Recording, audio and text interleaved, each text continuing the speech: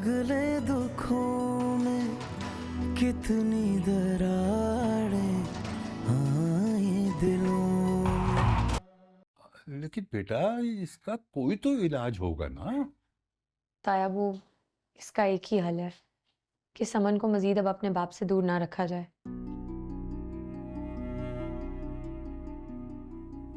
उन दोनों को साथ रहने दिया जाए। नसीम बाजी को उनके घर वापस भेज दें, इसी में समन की भलाई है।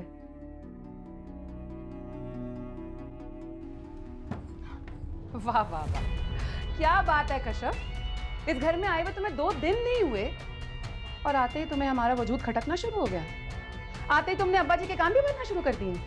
नहीं नहीं नसीम बाजी, आप गलत समझ रही हैं, ऐसा कुछ भी। बस कर दो। मैं अच्छे तरीके से जानती हूँ तुम क्या करना चाहती हो। इस घर में अपना राज कायम करना चाहती हो। पहले मुझे यहाँ से निकालने के लिए साजिश कर रही हो, फिर शमीम बाजी को टारगेट करोगी। हाँ, नंदो का वजूद बर्दाश्त नहीं हो रहा तुमसे, निकालना चाहती हो उस घर से हमें। नसीम, क्या कह रही हो तुम? क्यों बात का पतंगड़ बना रही हो? अरे भाई, जैसा तुम सोच रही हो ना ऐसा बिल्कुल नहीं है। आप तो रहने ही दें अब्बा जी, आप तो उसकी तरफदारी करेंगे। इस फितने को आप ही तो लेकर आए इस घर में। बस करें नसीम बाजी, मैं आपकी बातें खामोशी से सुनती जा रही हूँ। इसका मतलब ये नहीं कि आपके मुंह में जो आए आप बोलती चली जाएं। आप इस घर में रहें या ना रहें, मुझे इस चीज से कोई फर्क नहीं पड़ता है, लेकिन आपकी बेटी को पड़ रहा है। आपकी इन बातों की वजह से उसका जहन इफेक्ट हो रहा है। और अफसोस की बात तो यह है कि उसकी माँ होने के बावजूद आपको इस चीज का कोई एहसास नहीं है। मेरी बेटी के लिए क्या अच्छा है और क्या बुरा मैं तुमसे बेहतर समझती हूँ। मुझे समझाने की कोशिश मत करो कश्यप। समझाने की जरूरत है। आपकी बेटी आपकी इन हरकतों की वजह से पागल हो सकती है। आप लोगों को एहसास ही नहीं है कि माँ बाप की लड़ाइयों की वजह से बच्चे सबसे ज्यादा अफेक्ट होते हैं, स्पेशली समन जैसी सेंसिटिव बच्ची जो इन चीजों का असर अपने जहन पर ले रही है। और ये मैं नहीं कह रही, डॉक्टर्स कह रहे हैं। ए बीबी, हमें ना ये डॉक्टरी पढ़ाने की जरूरत नहीं है। हम लोग क्या कोई अनपढ़ जाहिल हैं? और मुझे इन सब बातों की बहुत अच्छी तरह समझ है। और तुम ऐसे कौन से अपने मतलब के डॉक्टर के पास चली गई थी जो तुम्हें ये मशवरा दे रहा है कि नंद को घर से निकाल दो तो बच्ची ठीक हो जाएगी? तायाबू, आप ही इन्हें समझाएं, ये मेरी बात तो समझ ही नहीं रहे हैं। बस कर दो कशफ, बस। तुमने जितना हमें समझाना था समझा लिया और जितना हमने समझना था समझ लिया। समन के लिए क्या बेहतर है क्या बेहतर नहीं है हमें बहुत अच्छी तरह मालूम है। तुम्हें बीच में बोलने की कोई जरूरत नहीं है, समझी तुम? बेहतर है कि तुम अपने काम से काम रखो। अब जाओ यहाँ से, जाओ।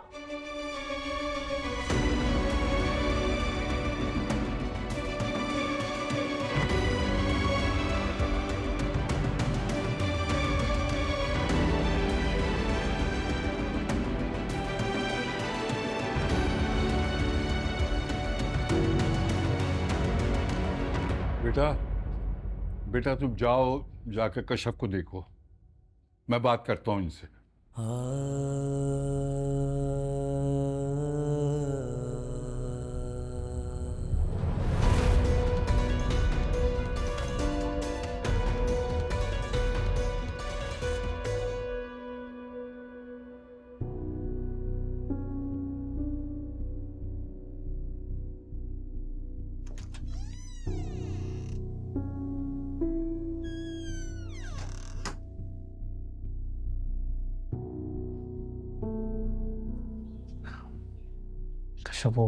तिवारी प्लीज अपनी बहनों की हिमायत में एक लफ्ज ना बोलिएगा।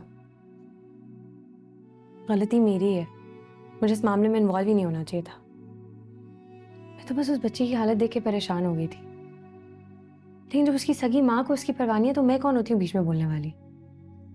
मुझे ये तो पता था कि आपकी बहनों को अपनी मनमानी करने की आदत है, लेकिन मुझे ये नहीं पता था कि उनको अपने आगे अपनी सगी औलाद भी नजर नहीं आती। किसी और की क्या खाक परवाह करेंगी? बजाय इसके कि वो अपनी बच्ची की फिक्र करें, उन्होंने मुझ पे चढ़ाई कर दी। हद होती है भाई। प्लीज मुझे थोड़ी देर के लिए अकेला छोड़ दो।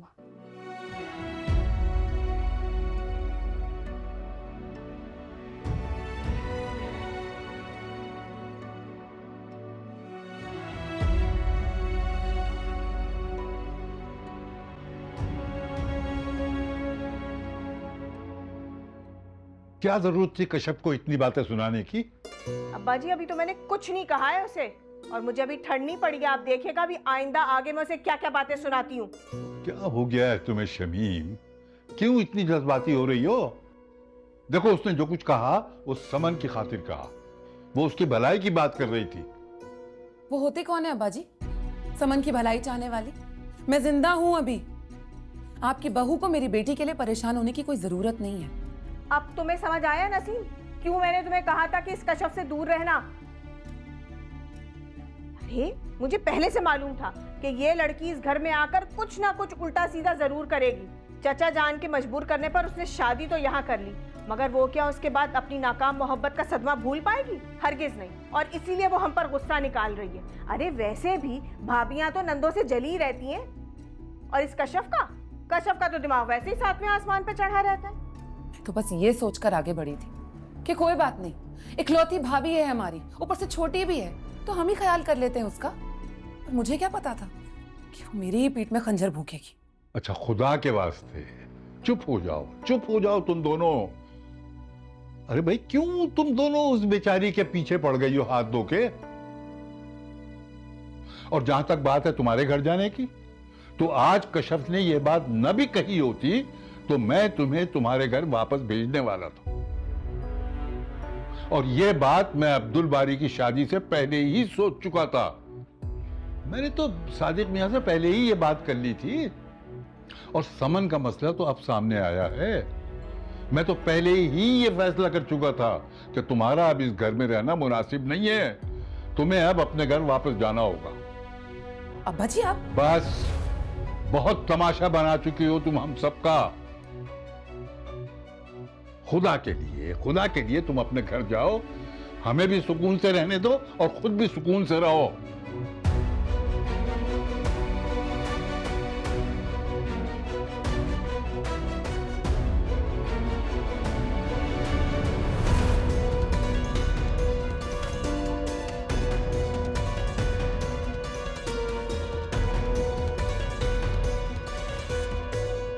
कल रात को किस वक्त घर पहुंची? मुझे तुम्हारी फिक्र हो रही थी, मैंने तुम्हें कॉल भी की, तुमने रिसीव ही नहीं की। अम्मी, रास्ते में ना बाइक खराब हो गई थी, घर आते आते काफी देर हो गई, फोन चेक करने का टाइम ही नहीं मिला। सभी सुबह उठ के आपकी मिस्ड कॉल्स देखी हैं। तुम अपनी गाड़ी क्यों नहीं लेके जाती कश्यप? यूनिवर्सिटी जाने के लिए भी जरूरत पड़ेगी और अब्दुल बारी की भी आसानी हो जाएगी। यहाँ तो कोई इस्तेमाल कर नहीं रहा, खड़े खड़े जंग लगेगा। कह तो आप सही रही हैं, यूनिवर्सिटी के लिए तो चाहिए होगी गाड़ी, मगर अम्मी यहाँ पे किसी को बुरा ही ना लग जाए। वहां क्यों बुरा लगेगा? शादी से पहले भी तुम ड्राइव करती थी और ये बात उन लोगों को मालूम है। मगर अम्मी, किसी का पता थोड़ी होता है, वैसे भी शादी के बाद चीजें बदल जाती हैं। तुम कहो तो तुम्हारे अब्बू भाई साहब से बात करें। नहीं, अब्बू को इस मामले में इन्वॉल्व करने की बिल्कुल जरूरत नहीं है, मैं खुद ही हैंडल कर लूंगी। तो दिनों तक आके ले जाऊंगी गाड़ी, आप प्लीज परेशान ना हो। अम्मी, मैं ना आपको थोड़ी देर तक कॉल करती हूँ। अच्छा बेटा, ठीक है, खुदा हाफिज। ओके, खुदा हाफिज।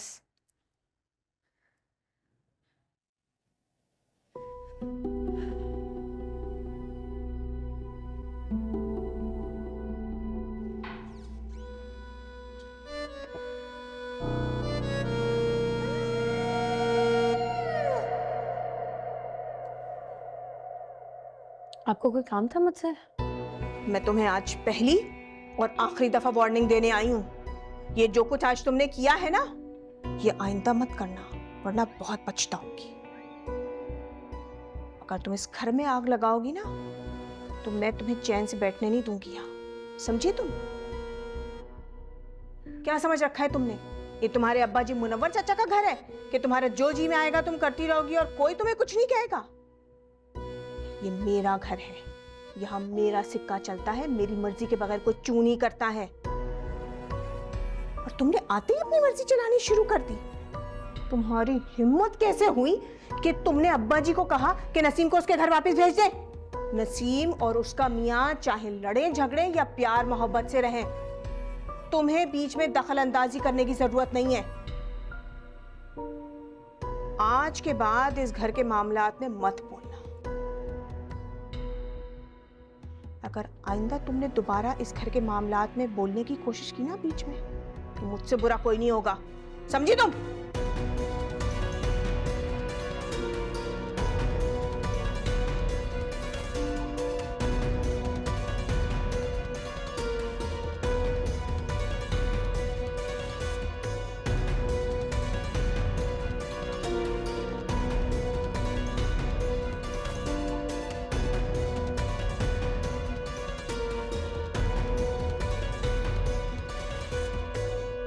लड़की की जिंदगी शादी के बाद बदल जाती है, मगर मुझे लगता है कि कशफ की तो कुछ ज्यादा ही मुश्किल हो गई है।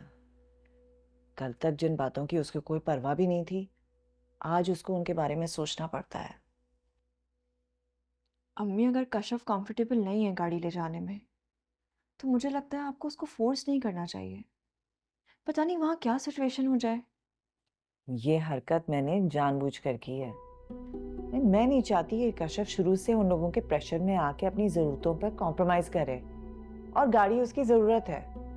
वो पहले भी ड्राइव करती थी, उन्हें कोई मसला नहीं होना चाहिए, बल्कि उन्हें भी एहसास होना चाहिए कि कशफ सारी उम्र बाइक पर सफ़र नहीं कर सकती। अम्मी, ये बहुत छोटी सी बात है। इन बातों से ना जिंदगी पे कोई फर्क नहीं पड़ता। अलबत्ता इस बात पे जरूर फर्क पड़ता है कि आपका शौहर कैसा इंसान है। शौहर बीवी की कदर करने वाला हो, उसका एहसास करने वाला हो, तो औरत ना उसके साथ हर हाल में खुश रह सकती है। और मुझे लगता है कि अब्दुल बारी बहुत अच्छा इंसान है। मसला अब्दुल बारी का नहीं है, मसला उसकी बहनों का है। कल शमीम को नहीं देखा था, पता नहीं किस बात पे मूड ऑफ था। 2 मिनट गवारा नहीं हुआ उससे कि हमारे साथ आके बैठ जाती। छोड़े अम्मी, इन सारी बातों से हमारी सेहत पे कौन सा कोई फर्क पड़ता है। मगर कशफ की जिंदगी पर तो फर्क पड़ता है ना। उसने तो वहीं रहना है, उस घर में, उन लोगों के साथ। और अच्छे से अच्छे ससुराल वाले चंद दिनों में अपनी असलियत दिखा देते हैं। यहाँ तो शुरू से यही हाल है। पता नहीं शमीम क्या सलूक करेगी उसके साथ।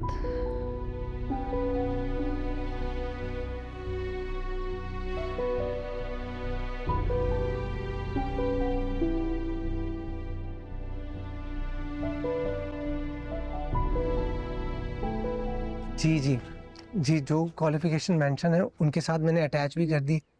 जी जी जी, सारे पेपर, सारे डॉक्यूमेंट्स। जी, मैं बहुत पुरुमीद हूँ जॉब के लिए।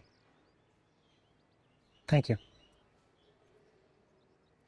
जी, क्या हुआ मेरे बेटे को? मामा, क्या हुआ बेटा, बताओ। वो मुझे पापा से बात करनी थी। क्या आप मेरे पापा से बात करवा सकते हैं? प्लीज मामू, मेरी उनसे बात करवा दें। क्या हुआ मामू, आप अम्मी की वजह से डर रहे हैं? नहीं, बैठो आप। फिक्र मत करो, वो अपने कमरे में सो रही हैं। आप जल्दी से कॉल मिला दें, मैं 2 मिनट में बात करके रख दूंगी।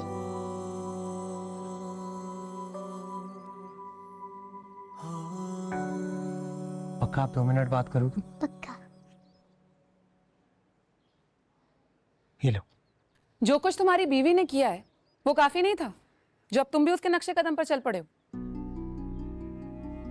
समन, बेटा आप जाओ खेलो, मामू आकर आपके साथ खेलते हैं। क्या मेरा बच्चा? अजी समन मेरे पास आए, उसको साथी भाई से बात करनी थी। वो तो बच्ची है, पर तुम्हें तो अकल है ना। तुम अच्छी तरह जानते हो कि मुझे उस शख्स की शक्ल से भी नफरत है। और तुम उसे फोन मिला कर दे रहे थे। सब समझ रही हूं इन बातों का क्या मकसद है। ये सब तुम दोनों मियाँ बीवी की ना मिली भगत है। तुम्हारी बीवी ने आते ही तुम्हें पट्टियां पढ़ाना शुरू कर दिया ना। जी, इसमें कश्यप का कोई कसूर नहीं। खबरदार, खबरदार अगर तुमने मेरे सामने अपनी बीवी की तरफदारी की तो। जब वो अब्बा जी को मेरे खिलाफ भड़का रही थी, तब तुम चुपचाप जन-मुरीद बन के उसकी सारी बकवास सुन रहे थे, और अब मेरे सामने अपनी बीवी की वकालत कर रहे हो। मैंने तो सोचा था मेरा भाई अपनी बीवी के सामने अपनी बहनों का मान रखेगा, पर तुम तो 4 दिन भी अपना रोब नहीं रख पाए उसके सामने। हमारी इज्जत क्या खाक करवाओगे? बहुत मायूस किया है तुमने अब्दुल बारी हमें, बहुत ज्यादा। अजी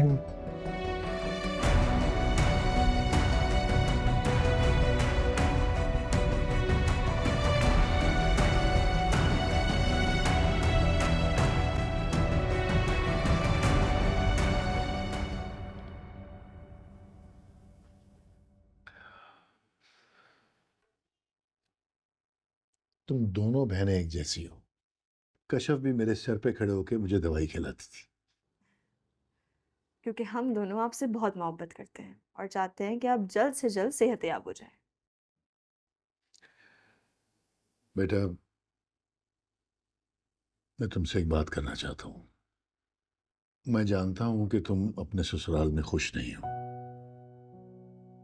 वो शादी में रजा का रवैया देख के मुझे अंदाजा हो गया था। कुछ अजीब सा अंदाज था उसका। मैं तो मुतमईन था बेटा कि सास ससुर जैसे भी हो, लेकिन रजा तो समझदार है ना। अब तो मुझे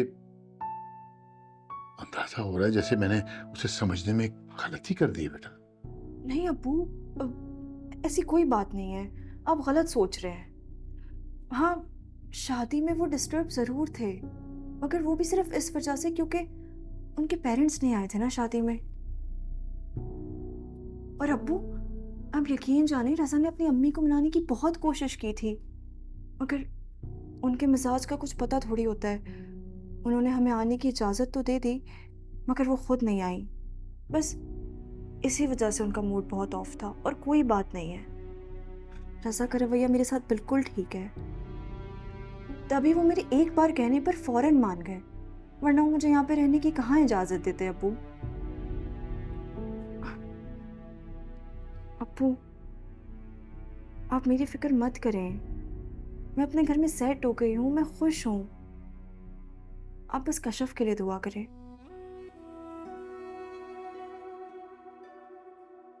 शादी के बाद एक लड़की जब अपना घर छोड़ के एक नए घर में जाती है ना अब्बू, तो उसे अपने माँ बाप, अपने भाई बहन सब बहुत याद आते हैं। और वो जो एक एडजस्टमेंट का टाइम होता है ना अब्बू, वो एक लड़की के लिए बहुत मुश्किल वक्त होता है। दिल तो चाहता है कि सब कुछ छोड़ छाड़ के ना अपने माँ बाप के घर वापस आ जाए। उस वक्त एक लड़की को सिर्फ माँ बाप की दुआओं की जरूरत होती है अब्बू, ताकि उसके मुश्किल वक्त में आसानी हो सके। मैं भी ये क्या बातें लेके बैठ गई। मैं बस आपको खुदा हाफिज करने आई थी, मैं अपने घर वापस जा रही हूँ। रजा लेने आ गया तुम्हें क्या? नहीं अब्बू, एक्चुअली ना अचानक उनकी एक मीटिंग आ गई, तो बस वो वहाँ बिजी हो गए। और मैंने ही उनसे कहा कि आप फिक्र ना करें, मैं कैब लेकर आ जाऊंगी। अरे कैब क्यों बेटा? घर में ड्राइवर है, वो तुम्हें छोड़ कर आएगा। चलें ठीक है, लेकिन आपने अपना बहुत ख्याल रखना है, दवा टाइम पे लेनी है, ठीक है? मैं रोज कॉल करके पूछा करूंगी। फिर चक्कर लगाऊंगी। अल्लाह हाफिज। अल्लाह हाफिज। जी।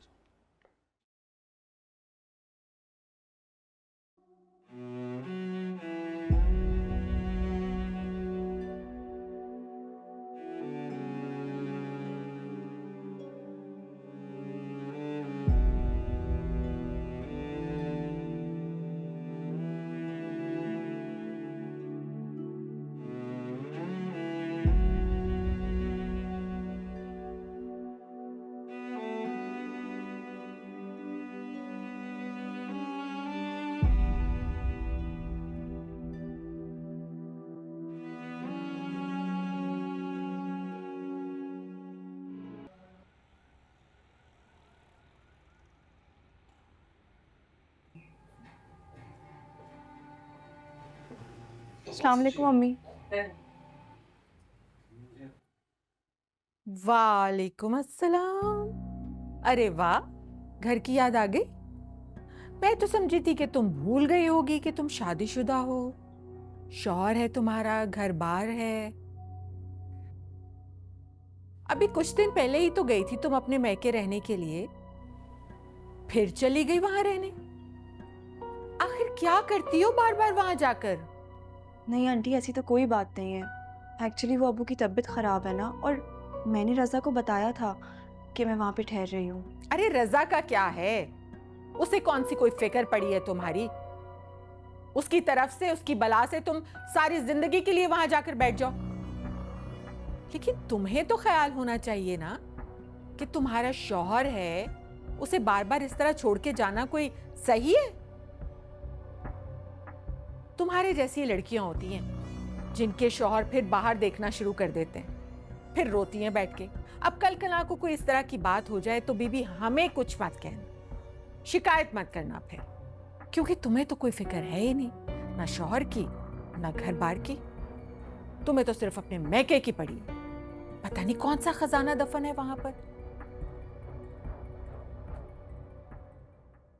अब खड़ी क्या हो इस तरह बुत बन के? जाओ जाके किचन संभालो, देखो किचन में क्या हो रहा है। और सुनो, रजा के लिए 2-3 अच्छी सी डिशेस बना लेना, हो सकता है इसी तरह वो तुम्हारी तरफ देख ले, कोई तवज्जो दे दे तुम्हें। जाओ। जी आंटी। जी आंटी।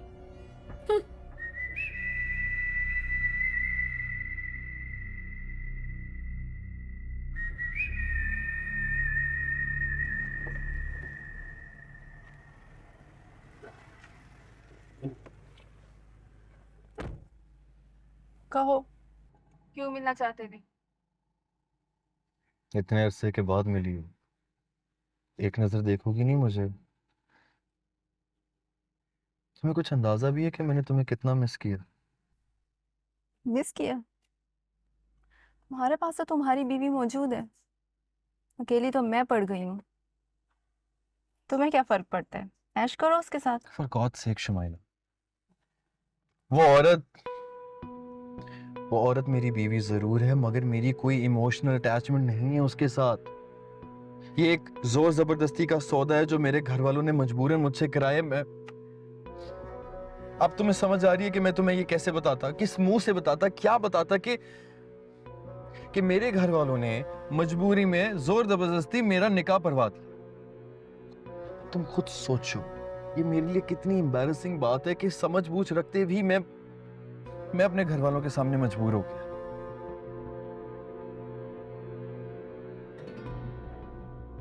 तुम्हें यहाँ पे बुलाने का मकसद सिर्फ ये था ताकि अपनी सफाई दे सकूं, तुम्हें बता सकूं कि हाँ मेरी शादी हो चुकी है, लेकिन मैं खुश नहीं हूं, क्योंकि मेरी सारी खुशियां तुमसे जुड़ी हुई हैं शुमाइला। तुम्हारे बगैर मेरी जिंदगी का कोई रंग नहीं, कोई खुशी नहीं है।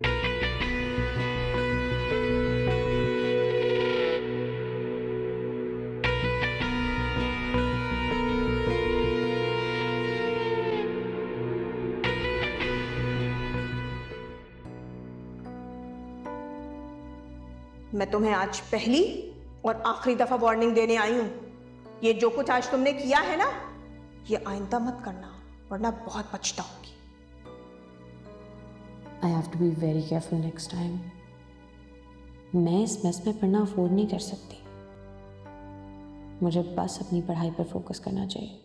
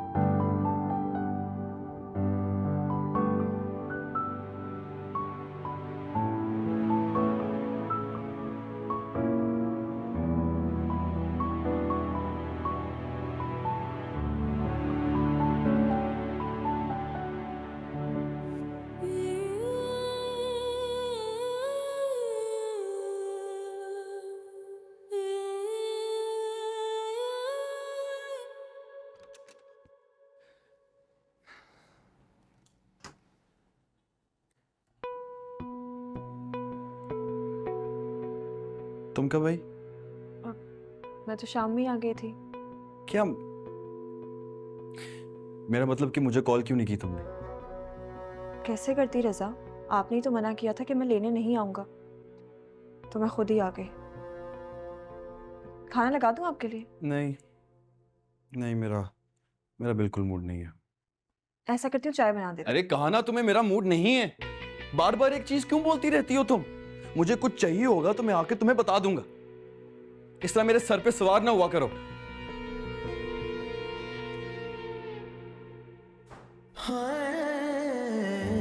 कैसी कयामत, कैसे है दुखड़े बिखरे हो जैसे तन के टुकड़े, मर मर के जीना, आंसू भी पीना, देखा हमेशा सांसों को उखड़े।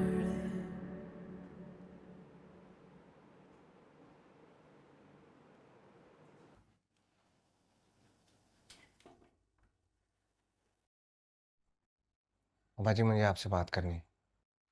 हाँ बेटा, आओ बैठो।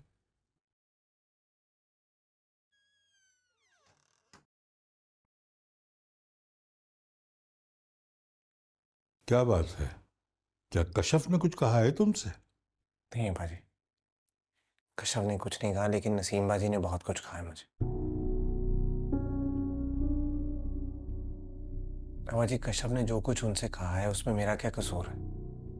लेकिन नसीम बाजी मुझ पर गुस्सा हो रही है, मुझ पर गुस्सा निकाल रही है। अब्बा जी, ये शादी मैंने दिल से नहीं, मजबूरी में की है। मैं जानता था कशफ का मिजाज, मैं जानता हूँ हमारे घर का क्या माहौल है। हम लोग बहुत मुख्तलिफ लोग हैं अब्बा जी, लेकिन आपने और शमीम बाजी ने मुझे मजबूर किया है शादी करने के लिए, और अब सारा इल्जाम मुझ पर लगा रहे हैं आप लोग।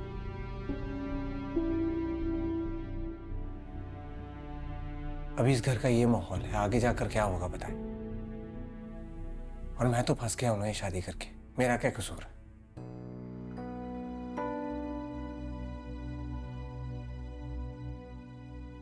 देखो, जरा सब्र से, जरा हौसले से काम लो।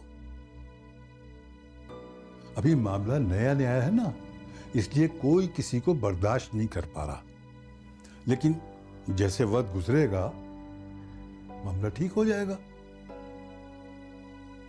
देखो, नन भाइयों के जो मसले हैं ना, ये तो हर घर में होते हैं। तो तुम इन बातों को अपने जहन पे इतना सवार मत करो। और हाँ, एक बात का ख्याल रखना, कशफ इस घर में तुम्हारी वजह से है, तुम्हारी जिम्मेदारी है वो। तुम उसका हर तरह ख्याल रखना। कोई कुछ भी करे, लेकिन तुम उसके साथ कभी गलत मत करना। और मियां बीवी में अगर आपस में इत्तेफाक हो तो ये छोटे मोटे इख्तलाफात खुद ही खत्म हो जाते हैं, है ना? चलो जाओ, इस बात को याद रखना। ठीक है बाजी।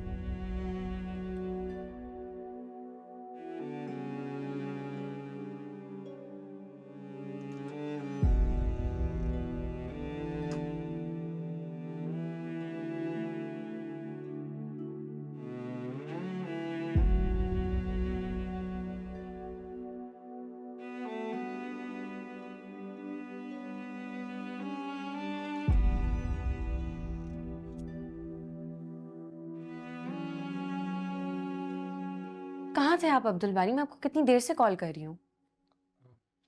मेरा फोन मेरे पास नहीं था, कोई काम था? मुझे घर जाना है। घर जाना? क्यों? क्यों का क्या मतलब होता है अब्दुल बारी? मुझे अपने घर जाने के लिए किसी रीजन की जरूरत नहीं है।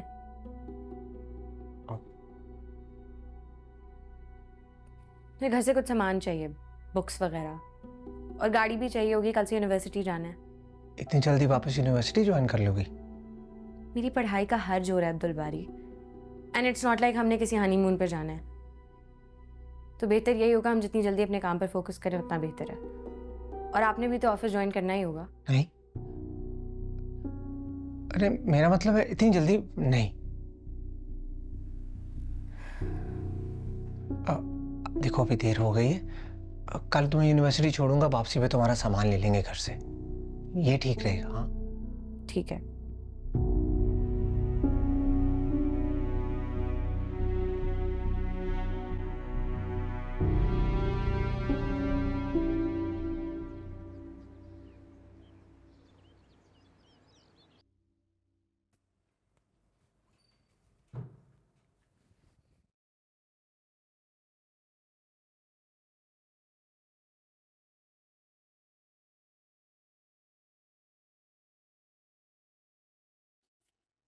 चले हम्म चले।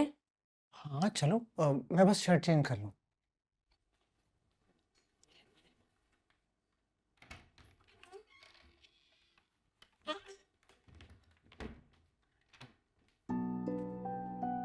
अब आपने ये शर्ट प्रेस भी करनी है, फिर आप नाश्ता करेंगे।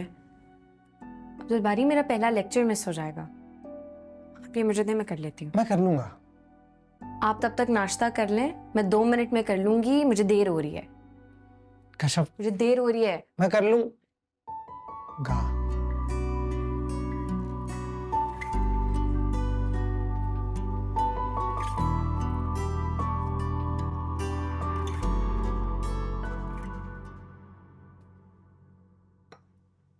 अब्बा जी, मुझे आपसे कुछ ज़रूरी बात करनी है।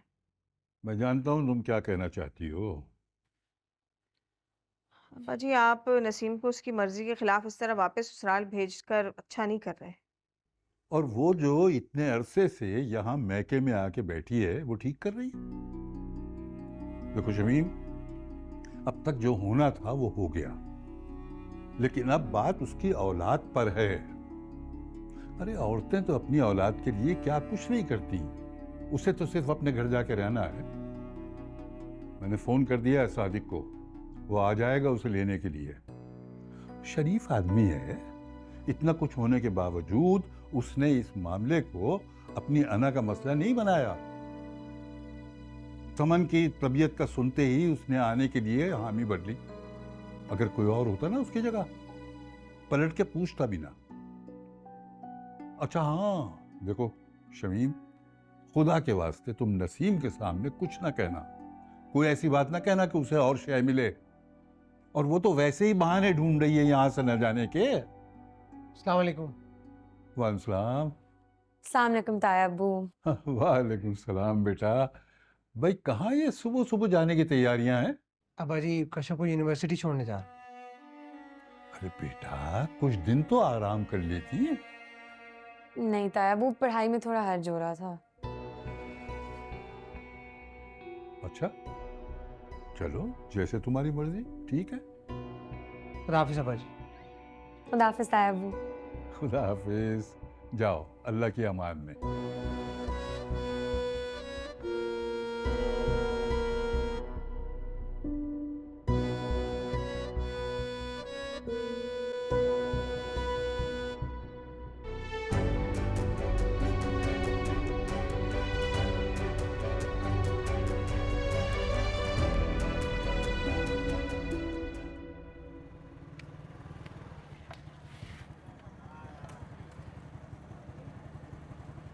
वापस लेने कब आऊँ? तो मत आना, आप मत आना। मैं यहाँ से टैक्सी गिरा के घर चली जाऊंगी, वहीं से अपना सामान लेके खुद ही आ जाऊंगी। ठीक है, जैसे तुम्हारी मर्जी।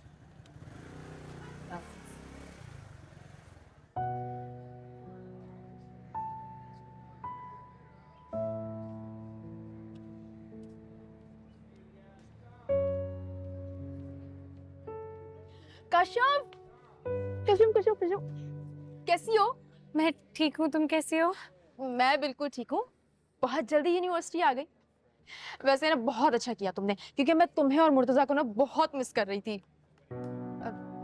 आई एम सो सॉरी, वो मैं तुम्हें देख के बहुत ज्यादा एक्साइटेड हो गई थी। It's okay. एनीवेज, और सुना?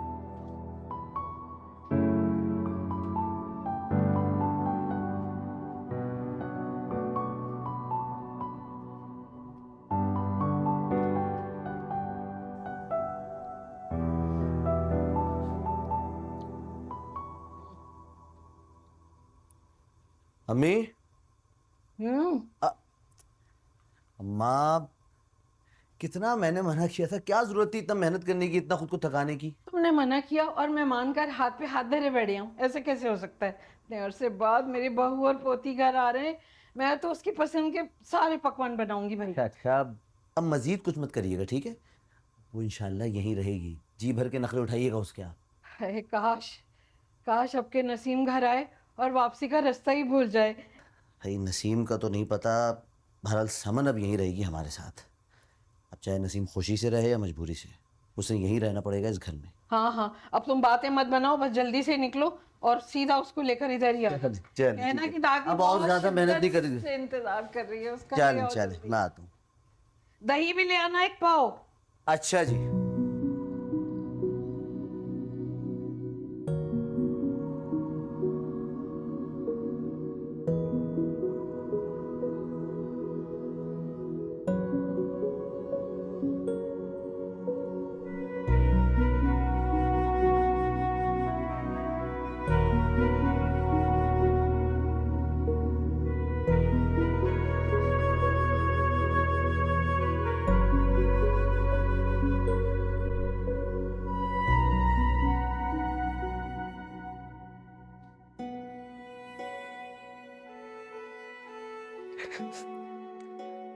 अब बस भी करो नसीम, तुम तो ऐसे रो रही हो जैसे इस घर से कोई पहली दफा रुखसत हो रही हो।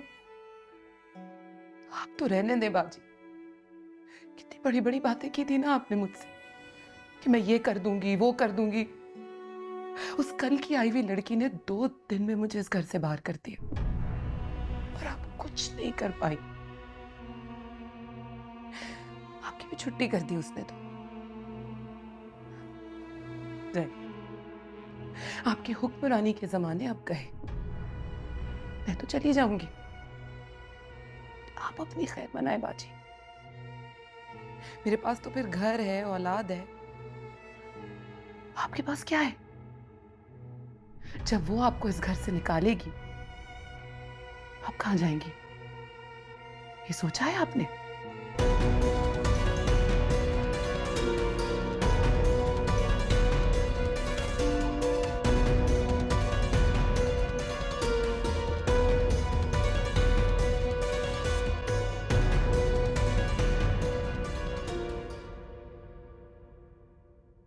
अगले दुखों में कितनी दरार